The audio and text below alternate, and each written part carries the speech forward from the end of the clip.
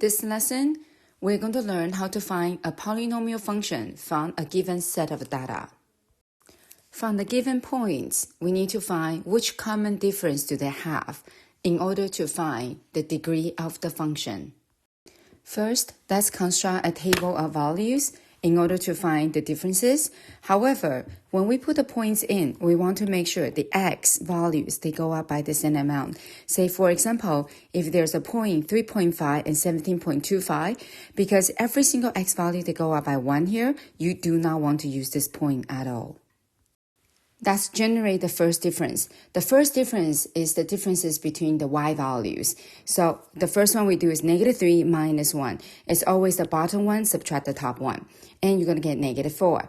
Next one, 5 minus -3, which is 8. 37 minus 5, 32. 105 minus 37, which is 68. And 221 minus 105, which will give you 116. Since we do not have a common first difference, then we're going to find the second difference now. Similarly, in order to find the second difference, we're going to find the difference of the first difference. Then you are going to generate to 12, 24, 36, and 48. Once again, you do not have the common second difference, then we will do the difference of the second difference to find the third difference. As you can see, now we have a common third difference, so we know the degree of the function is going to be 3. Once we found a common difference, then we don't need to do the next one. We stopped, and we're going to make a conclusion. So first, we know the common third difference is 12, and we know the degree of the polynomial will be 3 because it's a common third difference, and we can find the family equation will be y equals ax cubed plus bx squared plus cx plus d. Because we know degree is 3, so we start with the exponent 3 and all the way down to the constant term. Once we have the family equation, then we have to find the particular equation, which means we have to find the values for the variables a, b, c, and d. Since there are 4 variables, that means we need to have 4 equations to solve it. And those 4 equations will be generated from substituting 4 points into the family equations. Now, let's do the substitutions. So, first, we have the x value of 1, y value of 1, substitute into the family equation, we get the first equation here. And likewise, we will substitute the other 3 points in, and we will do a brace bracket, represent this is a system of equations. Next, let's simplify it in order for us to find it easily. Next, let's simplify it, and that's label equation 1, 2, 3, 4. Now, we are ready to do elimination to solve for the variables.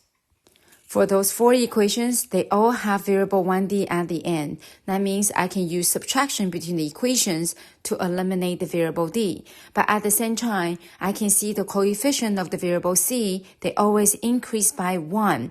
So I'm going to do equation 2 minus equation 1, equation 3 minus equation 2, and equation 4 minus equation 3 to have the variable 1c at the end for the next set of the equations.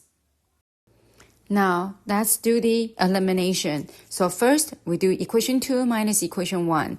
And you're going to get -3 minus 1 will be -4. 8a minus a will be 7a. 4b minus b will become 3b. And 2c minus c will become 1c. And that's called equation 5. And similarly, you do equation 3 minus equation 2. You're going to get equation 6. And equation 4 minus equation 3, you get equation 7. Now, we have a system of 3 equations. Even though we already eliminate the variable d, we still have 3 equations, 3 variables. That means we still need to use elimination to reduce the amount of variables that we have. Once again, since they all have 1c at the end, that means I can do subtraction between the equations to eliminate them. So I have equation 6 minus equation 5, and I got equation 7 minus equation 6. Now I reduce down to 2 equations and 2 variables. And once again, I can use equation 9 minus equation 8. I will get 6, 8 equals to 12. Now I can get a equals to 2.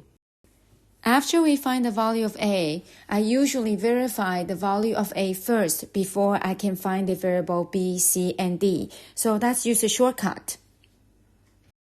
The value of the variable a can be found by using a common difference value divided by the factorial of the which difference.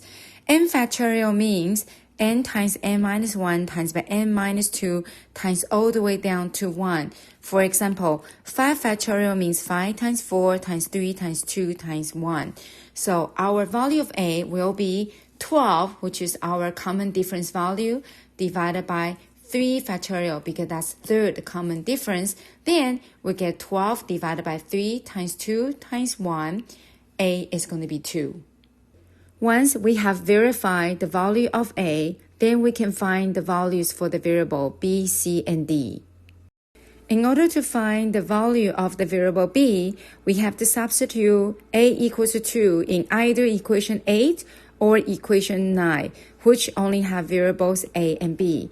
So I decided to use equation 8. Now I get 12 equals to 24 plus 2b.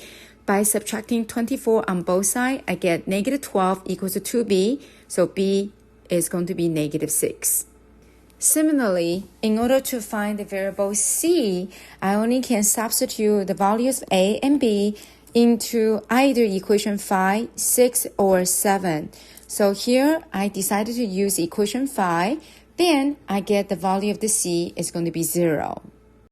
Once I have the values for a, b, and c now, I can substitute into either equation 1, 2, 3, or 4 to find the value of the variable d.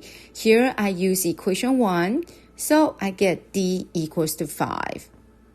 Now let's make a final conclusion. So we can say the particular equation will be substituting the value of a, b, c, and d in, and simplified it, we get y equals 2x cubed minus 6x squared plus 5.